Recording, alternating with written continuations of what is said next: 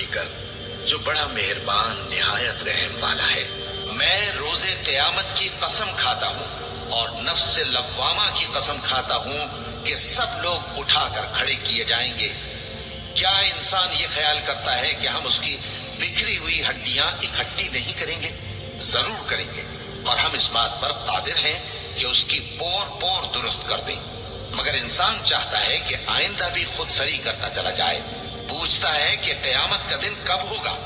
سو جب آنکھیں چندھیا جائیں اور چاند گہنا جائے اور سورج اور چاند جمع کر دیے جائیں، اس دن انسان کہے گا کہ کہاں ہے بھاگنے کی جگہ؟ کہیں نہیں، کوئی جائے پناہ نہیں۔ اس روز تمہارے پروردگار ہی کے پاس تمہیں جا ٹھہرنا ہے۔ اس دن انسان کو جو عمل اس نے آگے بھیجے اور جو پیچھے چھوڑے ہوں گے سب بتا دیے جائیں گے۔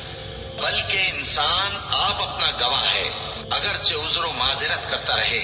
اور اے پیغمبر صلی اللہ علیہ وآلہ وسلم، وحی کے پڑھنے کے لیے اپنی زبان کو تیز تیز حرکت نہ دیا کرو کہ اس کو جلد سیکھ لو۔ اس کا جمع کرنا اور پڑھانا ہمارے ذمے ہے۔ سو جب ہم اسے پڑھا کریں تو تم اس کو سنا کرو اور پھر اسی طرح پڑھا کرو۔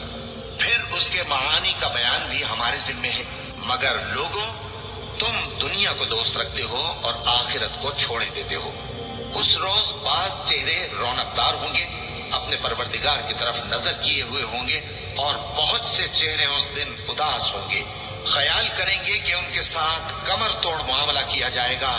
ہاں، جب جان گلے تک پہنچ جائے اور لوگ کہنے لگیں اس وقت کون جھاڑ پھونک کرنے والا ہے، اور اس جاں بلب نے سمجھا کہ اب جدائی کا وقت ہے اور پنڈلی سے پنڈلی لپٹ جائے، اس دن تجھ کو اپنے پروردگار کی طرف کھینچے چلے چلنا ہے۔ پھر ایسے مغرور نے نہ تو پیغمبر صلی اللہ علیہ وآلہ وسلم کو سچا جانا اور نہ نماز پڑھی، لیکن جھٹلایا اور منہ پھیر لیا، پھر اپنے گھر والوں کے پاس اکڑتا ہوا چل دیا۔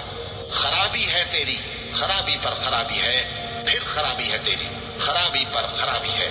کیا انسان یہ خیال کرتا ہے کہ اسے یوں ہی چھوڑ دیا جائے گا؟